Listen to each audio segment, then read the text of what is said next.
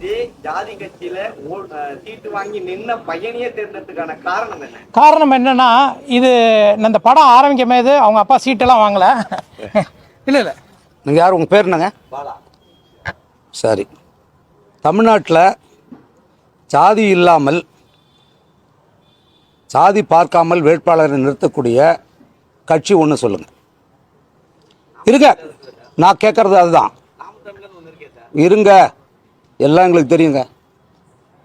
எல்லாம் உங்களுக்கு என்ன, நாம் தமிழர் கட்சி ஆரம்பித்த பிறகு தான் உங்களுக்கு தெரியும். நீங்கள் வந்து எப்படி அப்படி சொல்லுவீங்க? நீங்கள் எப்படிங்க நீங்கள் அப்படி சொல்லுவீங்க?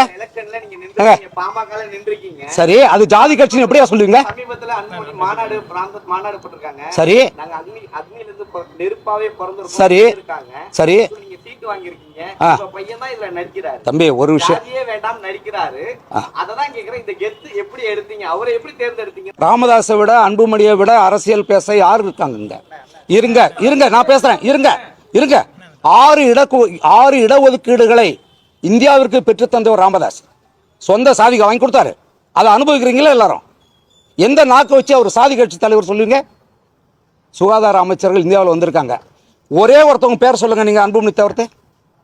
இந்த 80 ஆண்டுகளில் எவ்வளவு வேலைகளை செய்திருக்காங்க. சுற்றுச்சூழல் எவ்வளவு பிரச்சனை, இயற்கை.